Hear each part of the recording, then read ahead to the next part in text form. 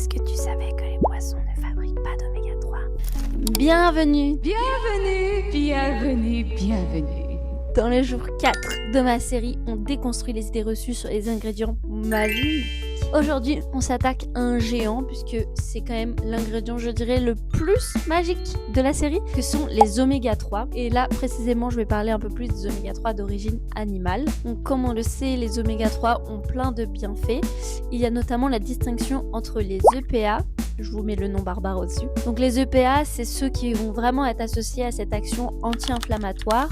Et il y a le DHA, c'est beaucoup plus pour la partie vision et plasticité cérébrale. Dans le cerveau, il y a 60% des graisses qui sont en fait du DHA. Chez les animaux, c'est le même mode d'action. Ça peut être utilisé à la fois comme calmant, mais c'est principalement utilisé, et ce pourquoi on en parle aujourd'hui, pour les articulations et son effet anti-inflammatoire. Aujourd'hui, ce qui est principalement proposé dans le commerce, ce sont des huiles de poisson ou des huiles de krill, qui sont donc des oméga 3 d'origine animale. Ce qui se passe, c'est qu'en fait, les poissons ne fabriquent pas d'oméga 3. Donc, c'est uniquement apporté via leur alimentation, puisqu'ils consomment des micro-algues qui, elles, sont productrices d'oméga 3. Sauf qu'en consommant ces micro-algues, au passage, comme on le sait, les océans sont très pollués, donc ils consomment beaucoup de polluants, notamment des métaux lourds, et donc c'est accumulé comme on peut le trouver aujourd'hui dans les thons en boîte ou voilà ce type de poisson qu'on va retrouver dans l'alimentation humaine. C'est aussi des achats qui vont encourager la surpêche, malheureusement, puisque si l'huile de poisson se vend si bien, les gros industriels vont en profiter pour en produire un maximum et donc pêcher tous les poissons de l'océan. Donc pas très cool niveau environnement. Ce qui existe comme alternative, ce sont les huiles de micro-algues. C'est fabriqué dans des fermenteurs, en fait dans des cuves fermées qui sont à l'abri de l'océan, donc à l'abri des microplastiques, des métaux lourds, de tous les polluants. C'est tout aussi efficace et surtout ça n'encourage pas de surpêche et donc un bien meilleur impact environnemental. De plus, les huiles de poisson viennent parfois de très loin, sont très raffinées et transformées. Donc en fait, d'ici à ce qu'elles arrivent dans la gamelle de votre chien ou de votre chat, elles sont déjà rances et malheureusement vont provoquer l'effet inverse de ce qui est recherché, alors que l'huile d'algue, elle est extraite à froid, elle est ultra concentrée et donc c'est vraiment des EPA et des DHA de très bonne qualité. Si tu veux plus d'astuces, n'hésite pas à t'abonner,